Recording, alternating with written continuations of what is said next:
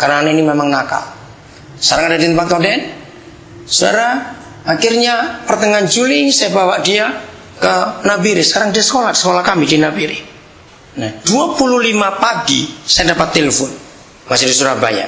Ada pengusaha, orang kaya memang, ngajak saya makan siang karena dia mau beli buku-buku untuk sekolah kami di Papua.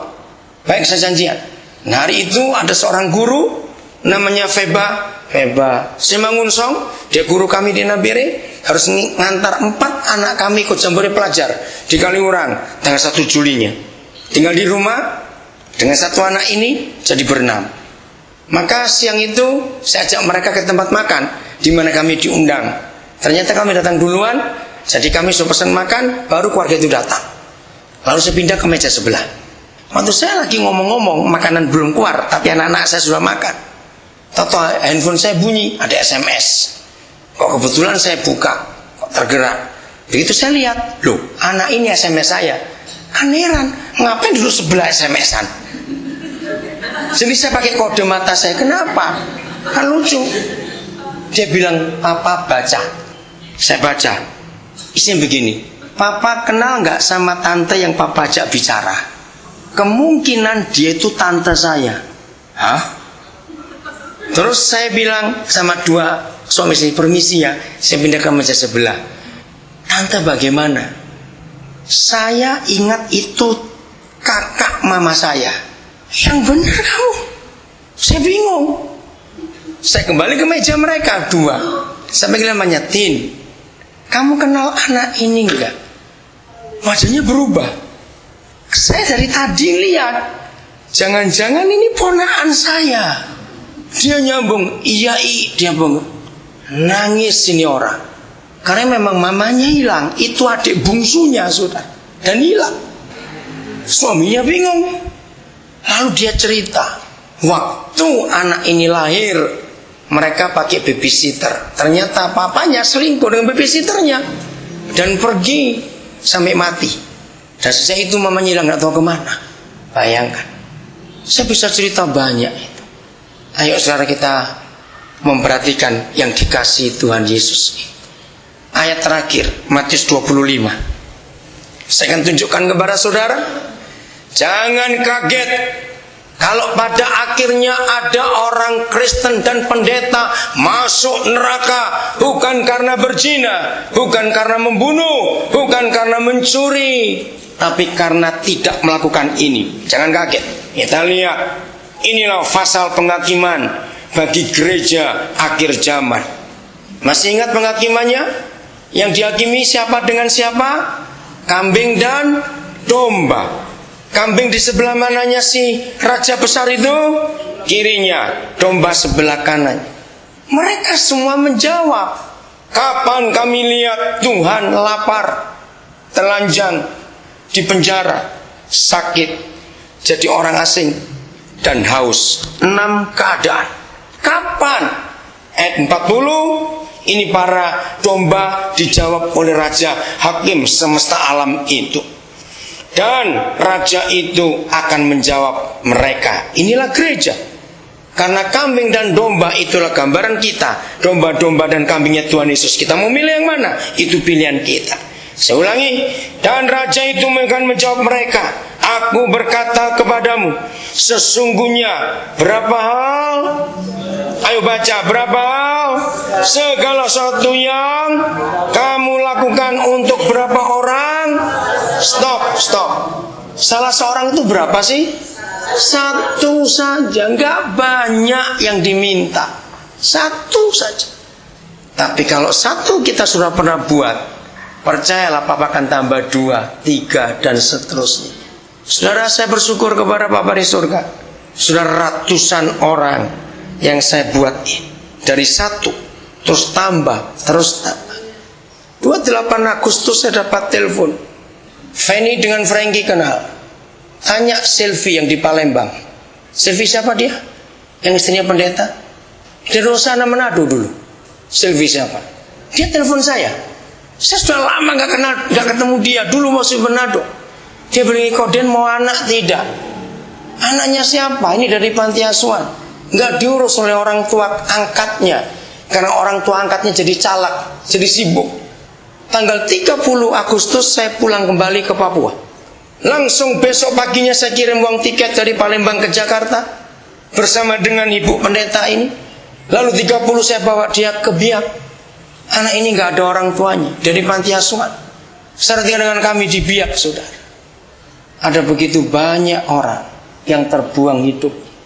Ayo kita angkat mereka. Salah seorang. Ingat, saya baca lagi.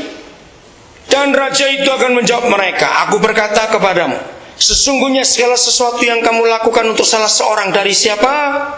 Saudaraku yang paling hina ini, kamu telah melakukannya untuk aku.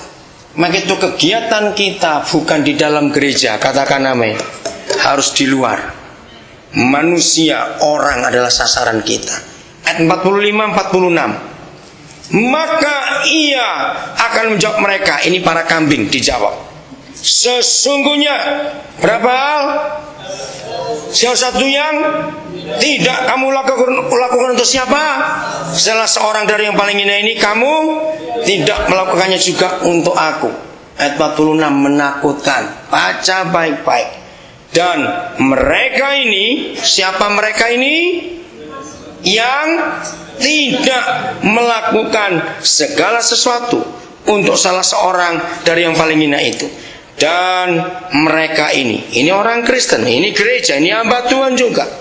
Akan kemana? Baca, cepat. Masuk ke tempat siksaan yang kekal. Mana itu? Mana itu? Neraka. Bukan karena berzina, bukan karena mencuri, bukan karena membunuh, tapi karena tidak melakukan segala sesuatu yang di luar kita. Masuk neraka. Kenapa gereja nggak pernah khotbah ayat ini? Kita cuma dengan khotbah yang enak-enak saja. Berkat, sukses, berhasil, kaya, mobil baru. Dengar saudara, kata perpuluhan itu cuma disebut 30 kali di seluruh Alkitab. Bukan 30 ayat. Enggak sampai 30 kalau ayatnya, tapi 30 kali saja. Bayangkan yang cuma disebut 30 kali, tapi gereja bisa khotbah tiap minggu. Bahan dari mana kalau bukan karena mata duitan? Catat itu. Dengar baik-baik. Saya tahu banyak gereja nggak suka saya karena saya ngomong tegas dan benar. Perpuluhan itu tidak penting untuk surga. Kok bisa? Dengar baik-baik. Kalau perpuluhan itu penting, betapa kejam dan jahatnya Tuhan Yesus, Paulus, Petrus, Yohanes, Yakobus, Yudas. Mereka itu yang mengisi perjanjian baru. Mereka tidak bicara satu kali pun tentang perpuluhan. Jawab iya atau tidak. Tapi mereka bicara pertobatan, mereka bicara pengampunan, mereka bicara kekudusan, mereka bicara ketaatan. Jawab iya atau tidak. Tapi perpuluhan tidak seorang pun mereka bicara. Kenapa kita ulang-ulang tiap minggu? Kenapa yang penting kita tidak ulang-ulang? 80% lebih topik Alkitab itu tentang keluarga, hidup suami istri, supaya jadi berkat buat dunia. Kenapa gereja nggak khotbah itu banyak-banyak? Hari ini jangan mau dibodohi oleh pendeta-pendeta mata duitan itu, saudara. Hanya minta duit aja kerjaannya kepada saudara. Itu sihir, pakai ngancam-ngancam lagi. Nggak bayar per bulan kena kanker, bangkrut usahamu. Ada yang mengancam begitu. Kejam sekali. Maaf. Perpuluhan hanya untuk orang Israel. Kenapa? Karena mereka pelit. Maka itu mereka diberi hukum minimal. Sebab orang pelit kalau nggak dikasih minimal nggak akan beri. Jadi perpuluhan itu untuk orang pelit. Kita 100% bukan 1/10. Semuanya milik dia. Jangan bicara lagi perpuluhan. Karena ini memang nakal. Sekarang ada di tempat koden. Saudara, Akhirnya pertengahan Juli saya bawa dia ke Nabire. Sekarang dia sekolah kami di Nabire. Nah, 25 pagi saya dapat telepon, masih di Surabaya. Ada pengusaha, orang kaya memang, ngajak saya makan siang karena dia mau beri buku-buku untuk sekolah kami di Papua. Baik, saya janjian. Nah, hari itu ada seorang guru namanya Feba Simangunsong, dia guru kami di Nabire, harus ngantar 4 anak kami ikut jambore pelajar di Kaliurang tanggal 1 Julinya. Tinggal di rumah dengan 1 anak ini jadi berenam. Maka siang itu saya ajak mereka ke tempat makan di mana kami diundang.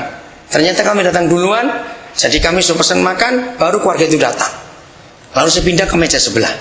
Waktu saya lagi ngomong-ngomong, makanan belum keluar, tapi anak-anak saya sudah makan. Tahu handphone saya bunyi, ada SMS. Kok kebetulan saya buka, kok tergerak. Begitu saya lihat, loh, anak ini SMS saya.